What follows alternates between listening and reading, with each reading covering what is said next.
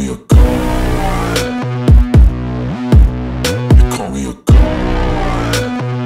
சமீப காலமா எல்லாராலையும் பேசப்படக்கூடிய ஒரு வார்த்தை, அதுவும் சென்னையில் இருக்கக்கூடிய மக்கள் அதிகமான பேரால பேசப்படக்கூடிய வார்த்தை, இந்த கிளாம்பாக்கம் பேருந்து நிலையம் அமைச்சிருக்காங்களே அது எப்படி இருக்கு அப்படிங்கிறது பற்றி தான்.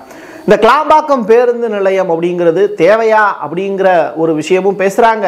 அந்த வழியை கிராஸ் பண்ணி அதை பார்த்ததற்கு பிறகு இவ்வளவு சூப்பரான பேருந்து நிலையம் சென்னையில் இருக்கா அப்படின்னு பெருமை பீத்திக்கிறவங்களும் இருக்காங்க. ஏன் அப்படின்னா அந்த கிளாம்பாக்கம் பேருந்து நிலையத்தில் செய்யப்பட்ட வசதிகள் தான். இப்போது அந்த பேருந்து நிலையத்துக்கு பக்கத்துலேயே ரயில் நிலையம் ஒன்று அமைக்கிறதுக்கு தமிழ்நாடு அரசு நிதி ஒதுக்கியிருக்கு.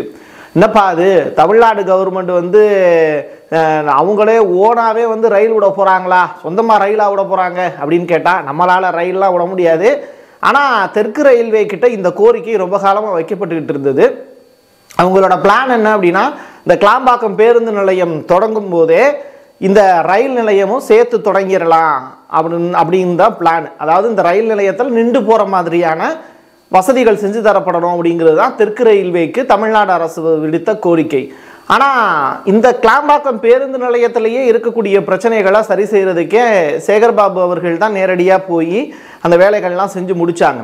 இப்போ அந்த கிளாம்பாக்கம் பேருந்து நிலையத்தில் நம்ம ரயில்வேல செய்யப்படக்கூடிய அந்த பேட்டரி கார்லாம் இருக்குல்ல, பெரியவங்கள்லாம் போகிறதுக்கு சிரமப்படுவாங்க. அது மட்டும் கிடையாது, நிறையா லக்கேஜெலாம் எடுத்துகிட்டு போகிறவங்க சிரமப்படுவாங்க. ஸோ அவங்களுக்கெல்லாம் வசதி செஞ்சு தரக்கூடிய வகையில் பேட்டரி கார்களுடைய எண்ணிக்கையும் அதிகப்படுத்தியிருக்காங்க. லிஃப்ட் வசதி சிறப்பாக இருக்குது. அங்கேயே உள்ளுக்குள்ளேயே மருத்துவமனை இருக்காங்க. பெண்கள் வந்து பால் ஊட்டுவதற்கான அறைகள் வந்து ஒதுக்கப்பட்டிருக்கு. இது எல்லாமே வந்து வரக்கூடிய பெண்களுக்கு ரொம்ப பாதுகாப்பான ஒரு அம்சமாக இந்த பேருந்து நிலையம் இருக்குது. கோயம்பேடு பேருந்து நிலையம் எப்படி ஆசியாவிலேயே ரொம்ப பெரிய அளவிலான பேருந்து நிலையம்னு பேசப்பட்டுச்சோ அதை விட ஒரு பங்கு மேலாக கிளாம்பாக்கம் பேருந்து நிலையம் அமைக்கப்பட்டிருக்கு. சரி, கிளாம்பாக்கம் பேருந்து நிலையம் அமைச்சிட்டாங்க. இப்போ அங்கே இருந்து மக்கள் வந்து போகிறதுக்கான வசதிகள் இருக்கணும்ல. அப்போது டிராஃபிக்கில் மாட்டிக்காமல் எப்படி வந்து ட்ரெயின் பிடிச்சி போயிடலான்னு பார்த்தா கிளாம்பாக்கம் பேருந்து நிலையத்திலேருந்து ட்ரெயின் பிடிச்சி போக முடியாது. ஒன்று வண்டலூர் போகணும், அப்படி இல்லாட்டி வந்து அதை தாண்டி கூடுவாஞ்சேரி போகணும். இந்த மாதிரியான ஆப்ஷன் இருக்கிறதுனால மறுபடியும் ஒரு பஸ்ஸை பிடிச்சி தான் போகக்கூடிய ஒரு துர்பாக்கிய சூழ்நிலை இருக்கிறதுனால தமிழ்நாடு அரசு தெற்கு ரயில்வேக்கு ஒரு ரயில் நிலையம் அந்த இடத்துல அமைக்கணும்னு கோரிக்கை வச்சுருந்தாங்க. அந்த கோரிக்கையை தெற்கு ரயில்வே கண்டிப்பாக சென்ட்ரல் கவர்மெண்ட்டுக்கு கொண்டு போயிருக்கும். ஆனால் சென்ட்ரல் கவர்மெண்ட் உடனே நிதி கொடுத்துருவாங்களா? கொடுக்கறது கஷ்டம்.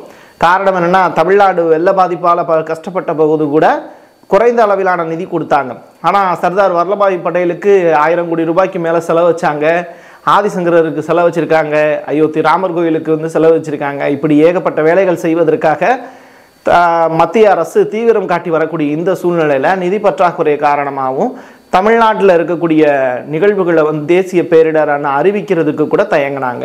இப்படிப்பட்ட நிலையில் நமக்கான உதவிகளை அவங்க உடனே செஞ்சிருவாங்களான்னு பார்த்தா இங்கே பாஜக ஆளவில்லை அப்படிங்கிற ஒரே காரணத்தினால அந்த உதவிகள் மறுக்கப்படும், இல்லையாட்டி தட்டி கழிக்கப்படும்.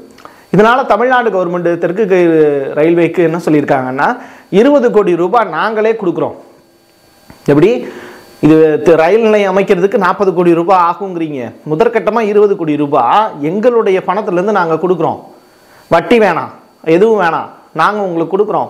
நீங்கள் இதை கட்டி மட்டும் முடிங்க வேமா, அதற்கு பிறகு உங்கள்கிட்ட இருந்து பணம் வரும்ல, அதற்கு பிறகு நீங்கள் இந்த பணத்தை கொடுத்துருங்க எங்களுக்கு அப்படிங்கிற மாதிரியான ஒரு டீலிங் பேசி இதுக்கு வந்து ஒத்துக்கிட்டாங்க. ஓகே, சரி, ஓகே அப்படின்னா நீங்கள் பண்ணிக்கோங்க அப்படின்னு. ஸோ தெற்கு ரயில்வே இந்த பணத்தை வாங்கிக்கிட்டு அடுத்த கட்டமாக ரயில் நிலையம் அமைப்பதற்கான வேலைகளை செய்கிறாங்க.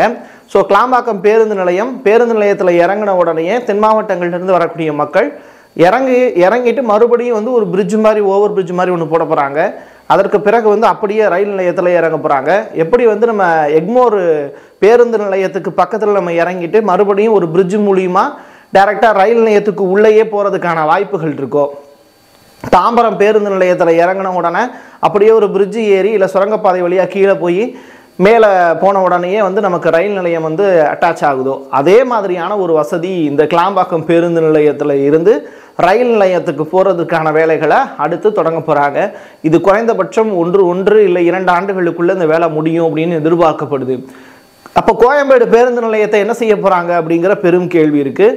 இது பெரிய அளவிலான வணிக வளாகமாக மாற்றப்பட போகிறது அப்படிங்கிற மாதிரியான ஒரு வதந்திலாம் பரவிக்கிட்டு இருக்கு. ஆனால் தமிழ்நாடு கவர்மெண்ட் அதை என்ன செய்ய போகிறாங்க அப்படிங்கிறத இன்ன வரைக்கும் சொல்லலை. ஸோ கோயம்பேடு பேருந்து நிலையம் இனிமேல் பேருந்து நிலையமாக இருக்குமா, இல்லை டைரெக்டாக வந்து தனியாருக்கு தாரை வார்த்து கொடுக்கப்படுமா?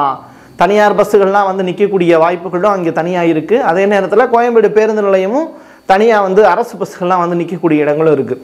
ஸோ இந்த 2 இடமுமே பெரிய அளவிலான மல்டிபிள் காம்ப்ளெக்ஸாக மாற்றுறதுக்கான வேலைகள் செய்யப்படுமோ அப்படிங்கிற நிகழ்வுகளும் அரங்கேறிக்கிட்டு இருக்கு. சேகர் பாபு அவர்களும் இதை சூசகமாக சொல்லியிருக்கார்.